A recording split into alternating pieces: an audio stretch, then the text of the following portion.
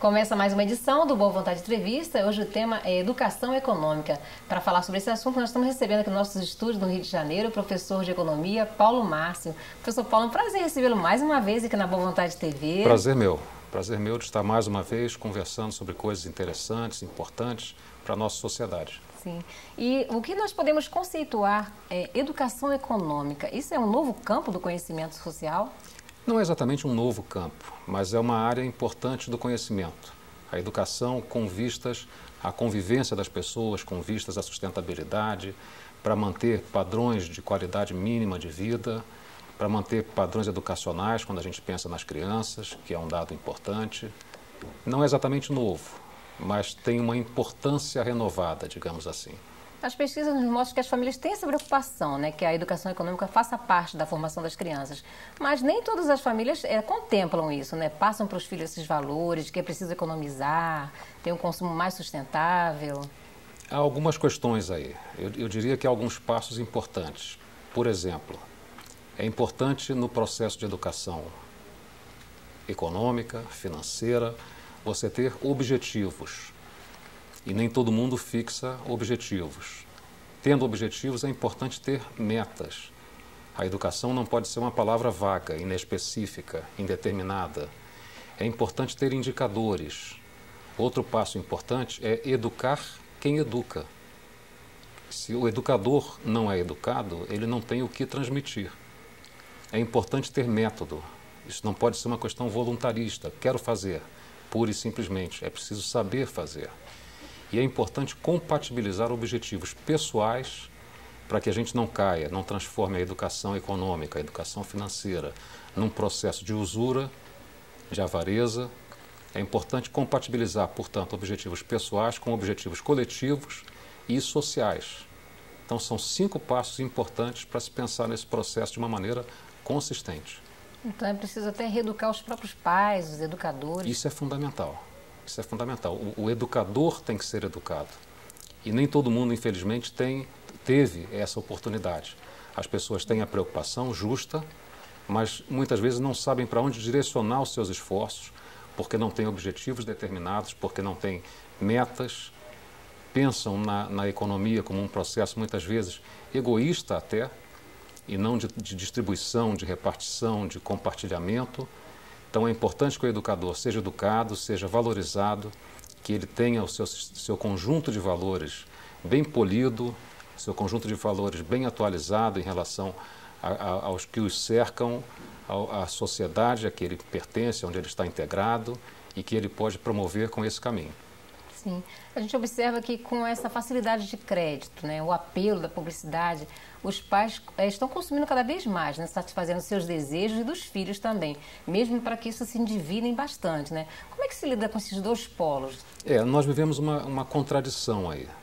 Nós temos um mundo cada vez mais necessitado de preocupações, de cuidados com a sustentabilidade, ou seja, com os aspectos ambientais, sociais e econômicos simultaneamente, ao mesmo tempo, e temos, por outro lado, com o processo de estabilização da economia, com o processo de fomento ao consumo, muitas vezes exagerado, muitas vezes sem uma revisão de valores.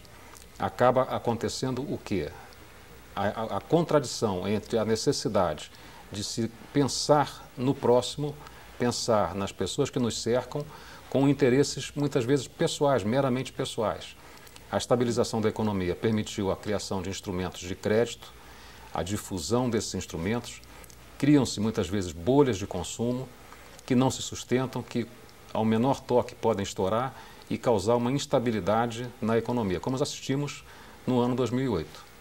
Perfeito. Então a gente vê que há um distanciamento, né, entre o que se faz, o que se fala, né, e o modelo de educação que é passado para os filhos, né, porque o nível de crescimento no Brasil gera um crescimento maior do nível socioeconômico das famílias. Sem dúvida. Como já disse o poeta, se trago as mãos longe do peito é porque a distância entre intenção e gesto. Então, muitas vezes o gesto não corresponde à intenção. Existe uma preocupação altruísta, muitas vezes altruísta, das famílias, dos pais, dos responsáveis em relação aos seus filhos, mas nem sempre isso é acompanhado de medidas concretas que permitam realizar esses objetivos altruístas, generosos.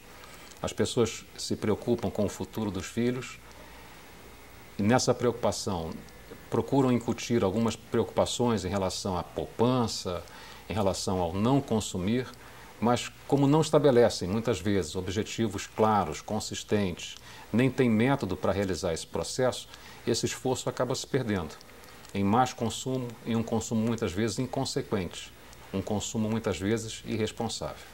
Isso gera prejuízo tanto para gerações atuais quanto futuras, né? Certamente. Quer dizer, uma das preocupações da sustentabilidade é que as gerações futuras não paguem um preço exageradamente alto para poderem satisfazer as suas necessidades. E a gente tem observado também, né, professor, que 30 milhões de pessoas estão emergindo de classes, né, passando para outras classes mais altas. E com isso gera-se mais consumo e também mais endividamento.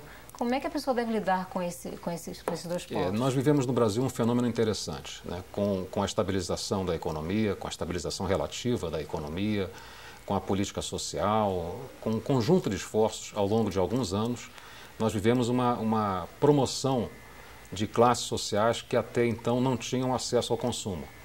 Isso é possibilitado por uma maior comunicação, mais informação sobre esses bens de consumo que as pessoas podem ter acesso.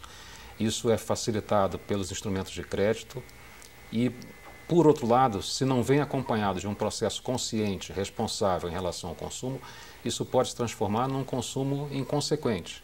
Isso pode se transformar num consumo danoso.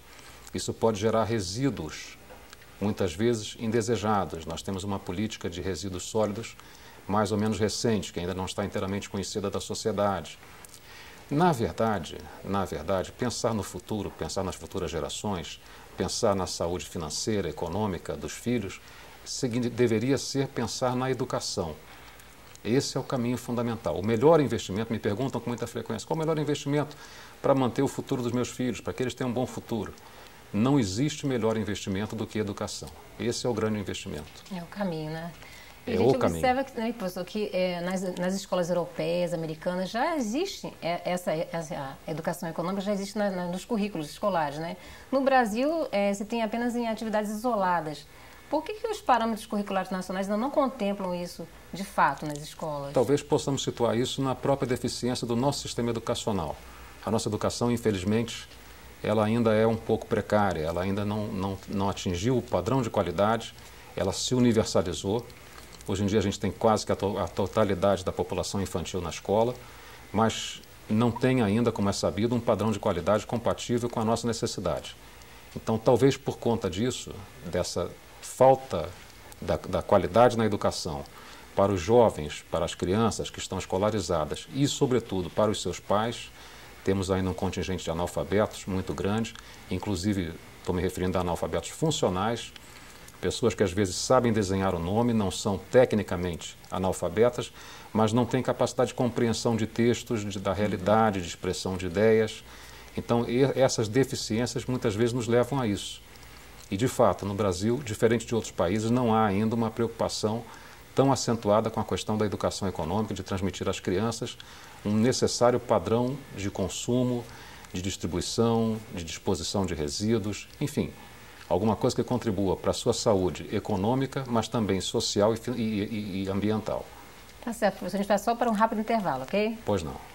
Resistir ao impulso de comprar não é fácil, mas se repensarmos nossas atitudes de hoje, consumindo de forma consciente e equilibrada, construiremos um futuro mais inteligente e tranquilo. O Boa Vontade Entrevista vai para um rápido intervalo. Enquanto isso, você participa do programa, enviando sugestões, opiniões para o nosso e-mail, entrevista@boavontade.com. Até já!